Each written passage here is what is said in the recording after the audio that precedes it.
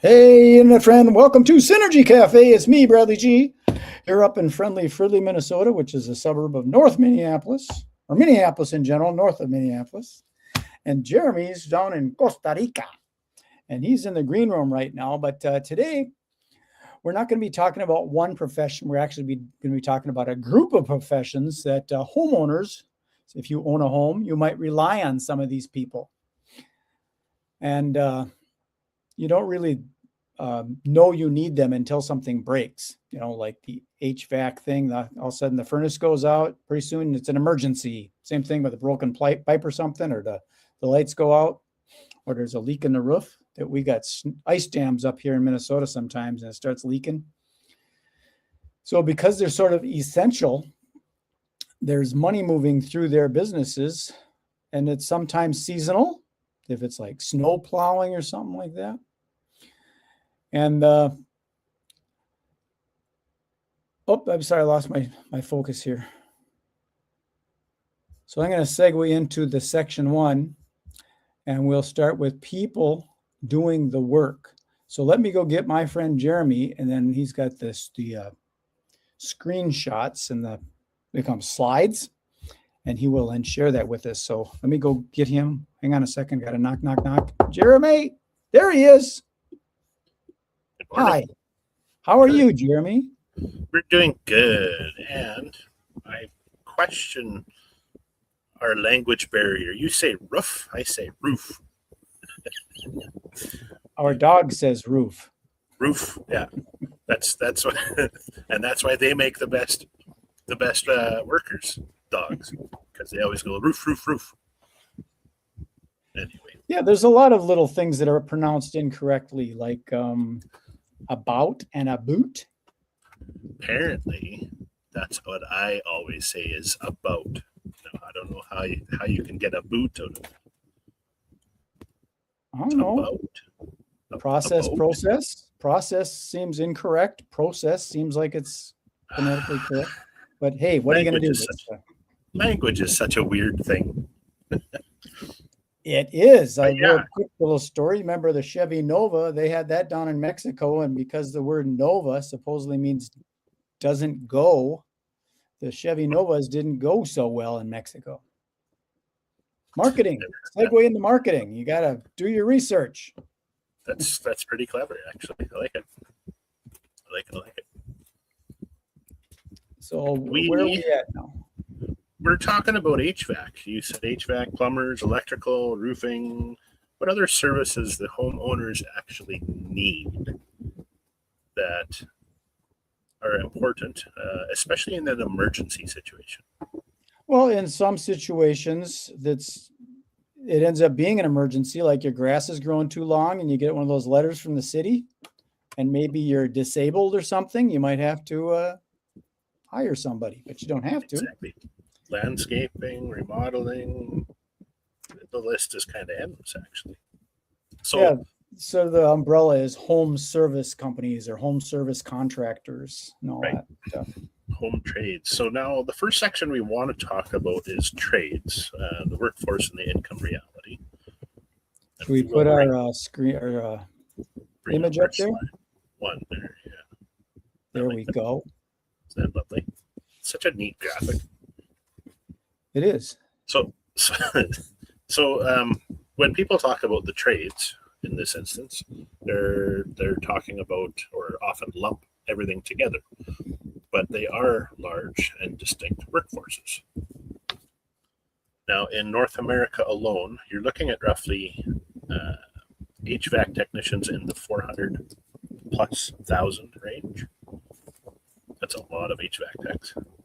Yeah. But it's even more plumbers, 500,000+, and even more electricians, 700,000+. And then, of course, millions more in the landscaping, remodeling, and seasonal services. So what's important isn't just how many people do this work, it's how the income actually plays out. And we can take this slide down for a moment. Let you figure that out. Okay, just take it down, not shift it. There we go. How's that? Yeah. So the interesting part, so top earners exist, but they're usually owners, operators, or specialists. They're not entry level or hourly workers. And a large percentage of the workers in these fields are paid hourly or per project. So that means the income is closely tied to seasonality, weather, and call volume. So those What kind was the last part? of Call volume? seasonality, that is the language, weather, and call volume.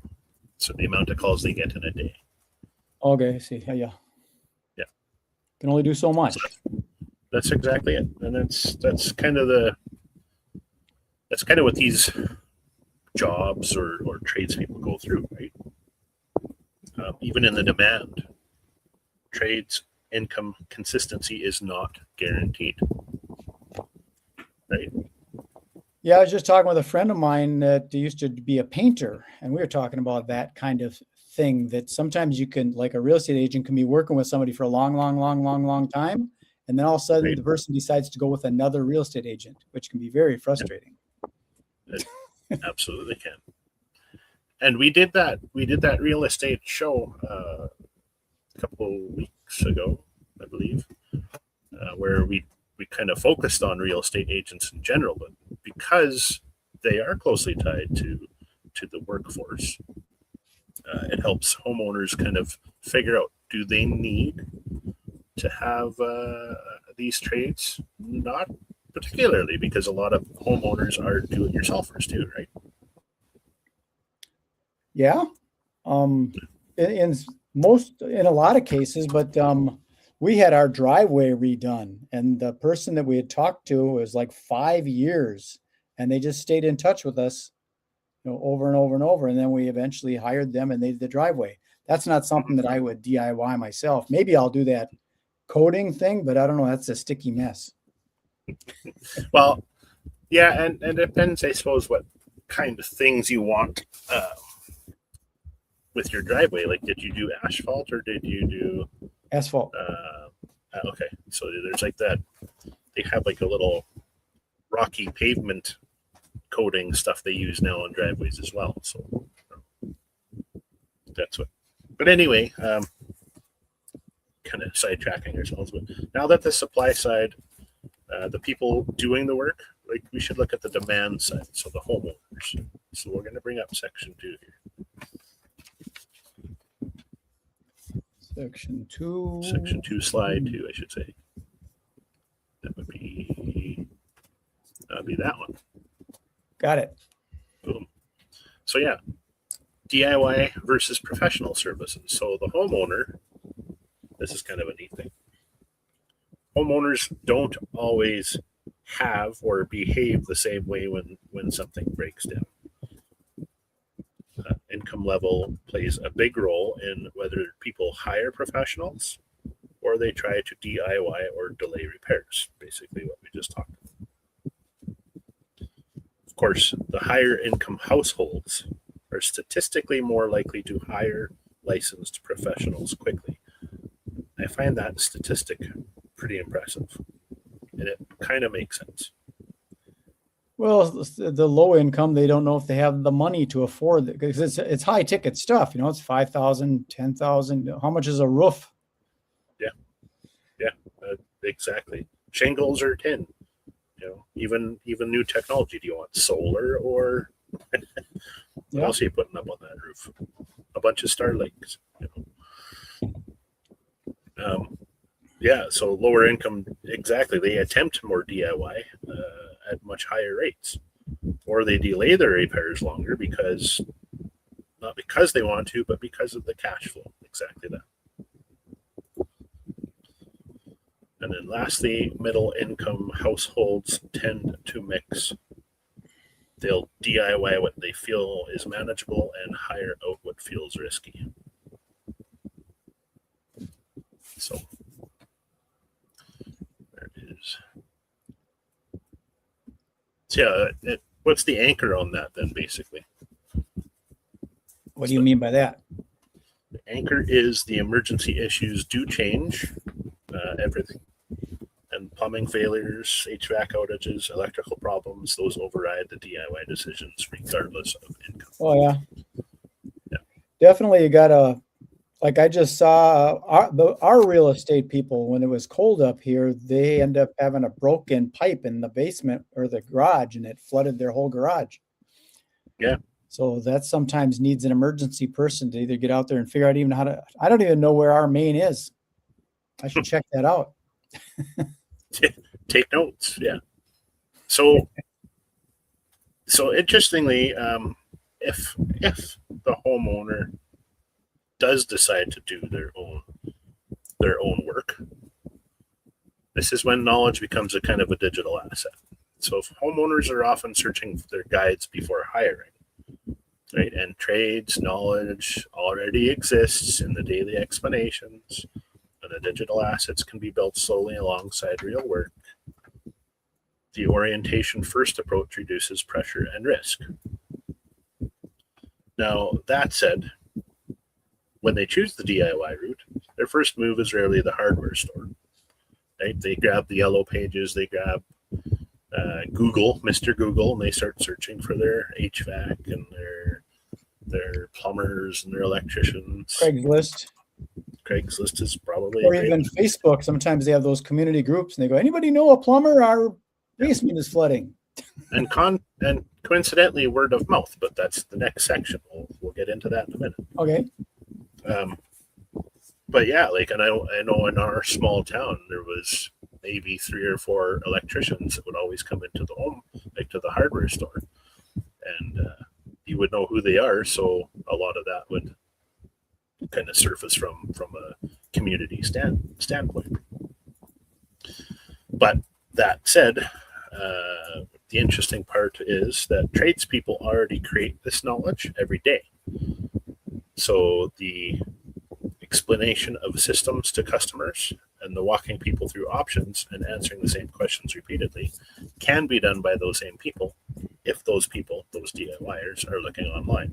And that's where I help out with my 0 to 100K. We can take this slide down too for a second.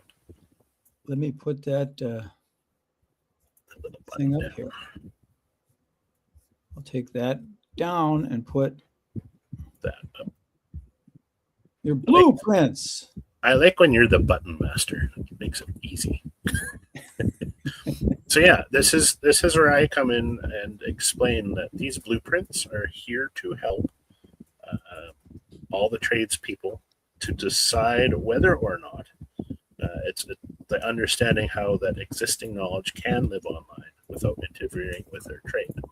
So those blueprints, for an example, are going to be found at that link that Brad has up there. And I will just share this screen for a second. And this is the page that you'll land on. Okay. And if you scroll into the trades button, you have electricians, plumbers, HVAC techs all live. Currently, I've got a bunch more coming and on the go. But the HVAC techs itself page, this is basically it. This isn't the actual blueprint itself. This is just the page that gets you that blueprint. So it's a way to understand whether a second income pillar could create options over time without interfering with your trade or adding pressure. That's what this page is all about. Okay. Okay. So now, that all said, now that all of that's out of the way, this is where you shine. This is where you are considered we call you the yellow pages, I guess, if we wanted to. Kind of, but the yellow pages doesn't exist anymore. Right? Isn't that sad? I like those yellow pages. I like looking at phone books once in a while. Exactly. Thumbing through, yeah. Yeah. Where did this person? Where does that? Now they've got things like directories and things like Angie's List, and there's all sorts of things that digital versions of it, but it really isn't the same. Isn't the same. What is neat is the fact that homeowners find trusted help, and so you are kind of that bridge gap for that person, and you want to put up slide 4. Let me go over here and push that little button. There it is. Boom. So yeah, this is how homeowners find trusted help. If you want to read the slide and then explain what it is that you help with. Well, the referrals is a good way of doing it because it's personal and trusted. And so sometimes, like a good example was this morning, I was trying to find a real estate agent was in my area, and I could not think of one, even though I've met all sorts of them. Yeah. So if a real estate agent wants the business, or if a HVAC person wants the business, or a landscaper or lawn care or anything like that, you got to stay top of mind with these people so they can say, oh yeah, I know my friend Steve, he does landscaping. Because if you're not in the minds of the person that might refer something, they're going to go, you know what, I can't think of anybody right now, but let me get back to you. Yeah. And then something happens and they don't remember that, oh, I'm supposed to give them a referral of somebody. Yeah. And they outperform ads 99% of the time because it's that personal recommendation. And they're recommending it personally because they trust them, which is the reputation. When I used to do home shows, a lot of the contractors used to talk about the tail light warranty, where all of a sudden they didn't finish the job, they got the check and they're gone. Or some of these people that come up and they're the storm chasers. They find out that there was a hailstorm, so they come up and give bids on roofing. So on this slide here, emergency services rely heavily on the availability, and I want to tell a little brief story that in Canada in one of the provinces, there's a company that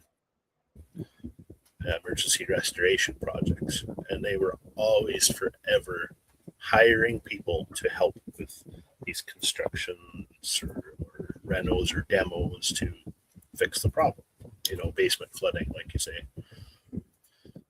But the problem is they would just hire regular Joe Blow contractors that didn't really know much about anything. So their reputation actually got weakened by the day that every time that they tried to do this project, right, or these types of projects. And then another company moved in, hired a bunch of local professional contractors and did the same thing. Well, their reputation went up. So their noticeability was referred out. Because they kind of saved the day? Yeah, they did a lot more professional work, Okay. And that's what it is, like, especially for the emergency services part of it. Yeah, when I need you now, you better be here now. I don't need you. Yeah, I'll try and get around to it. No, that don't work. And that's, I guess, like your situation. You help find these people for the homeowner. Yeah, I'm basically the middleman with a lot of this kind of stuff, because these people that are the contractors that are doing the work, they're busy doing the work. And what happens is their marketing starts falling behind. And a lot of people don't realize how you can automate a lot of this stuff. You don't have to, constantly be on Facebook posting stuff and going, hey, if you ever need your roof done, give me a call. Or if you ever need landscaping, give me a call. And that seems desperate. Whereas if you're just dropping a postcard in front of them, or there's some kind of automated video or something that gets dropped once in a while, it doesn't seem like you're so desperate begging all the time, but it does keep you top of mind with these people. Like giving gifts to certain people, maybe these printed mugs or something. You can send someone to somebody because they gave you a referral to a good customer that needed snow removal or whatever. So you are exactly that. You're the middleman. Yeah. Well, a lot of people don't in our affiliate world. A lot of people don't realize that that's all it really is being the middleman between a product and a prospect. If you can refer someone to a good restaurant or tell them about a great movie you saw, you're the middleman or middlewoman. So that's interesting. We transition into here. This is our income models now. So as far as jobs go, I have up here, that is your DIYers, your at-home workers. They hire the trades of HVAC and plumbers, electricians. Theirs is skill for time. Whoopsies. Back up. Oops. Skill for time. And then we are the middlemen. We are the entrepreneurs, and we have systems and leverage. So that is the different models for the different ceilings that we all. You know, another thing about these type of contractors is a lot of them are blue collar type. They Yep. know how to work with physical tools, and they're kind of clueless when it comes to technology or even an iPhone. You know, some of them still have pagers. Or fax machines. Exactly. Well, how many have fax machines? I just saw one that had a phone number for a fax machine, so some of them are still using it. You know, I ruin a good thing. As long as it gets the message across. You want me to take this slide down? I can move it over to that one actually, because we just move right on over. We shift in. So this slide's kind of busy, so I'll explain it whilst the audience reads or what have you. But this is where we need to separate work from systems. So jobs are time for money, which we have just mentioned. They're stable, predictable, but they are capped. The trades are skills plus time, which is higher upside than jobs, but they're still tied to hours and physical presence. Whereas the entrepreneurs and online business models introduce systems and leverage, and income that can continue without being on site. So that is what we do as. You know, this grid is kind of almost like Robert Kiyosaki's cash flow quadrant. Cool. He's explaining on that aspect. Yeah, kind of like the kind idea of having a job versus being an entrepreneur versus having a business versus being an investor. Mm-hmm. If you invest your time into systems, you have a lot more free time to do what you want and or go out and do jobs, do bidding and all that stuff. And this is kind of why I made this graphic, because it's really explanatory and it narrows all three of the topics that we have or and are discussing today. So the affiliates and online model explanation goes as follows. The affiliates model is performance-based.